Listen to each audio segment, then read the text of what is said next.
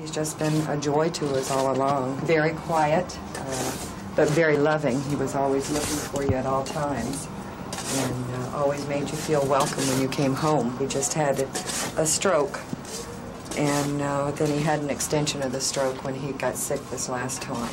There was actually no hope of him leading any type of a useful life. This is Judith Kelly's beloved Buzzy. He's being coiffed for his funeral at Pet Heaven, this area's only formal animal burial grounds. He's so restful, and they always comb him out beautifully, too, no matter what type of animal you have. 7 of the Kellys' pets have been buried here over the years, including Buzzy's mother, Bomber, and his brother, Perky. They're among the 3,000 pets lovingly laid to rest in this graveyard by their grieving owners.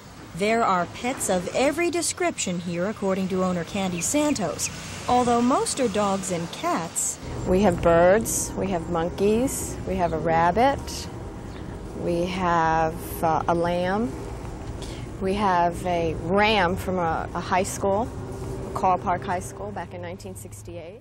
And there are all kinds of ethnic groups, religions, and professions represented here.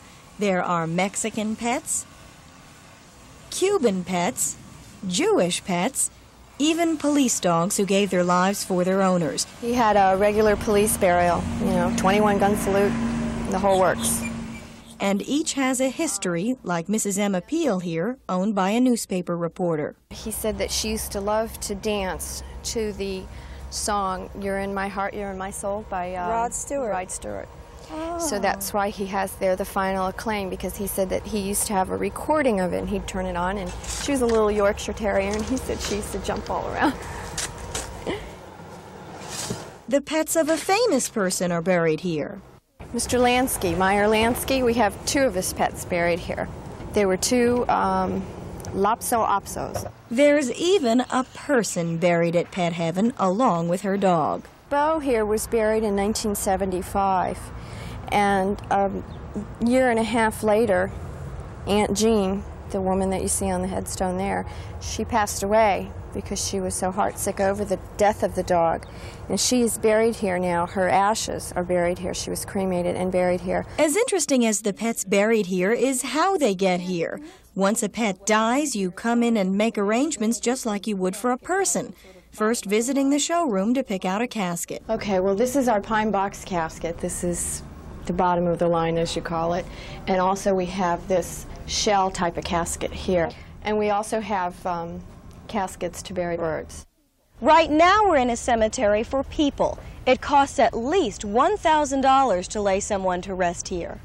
And it can cost just as much, if not more, to bury a pet in this cemetery for animals. The pine box and the shell start at $330. That's, like I said, your basic with the headstone that comes with it. This one here is $910. Add to that one of these special granite headstones, and the cost can add up to thousands of dollars. There are many things that people waste money on to begin with, and I don't consider this a waste. It's a pet that has given me much love and joy in my life, and that just as you would for a person that you love very much, you would bury them.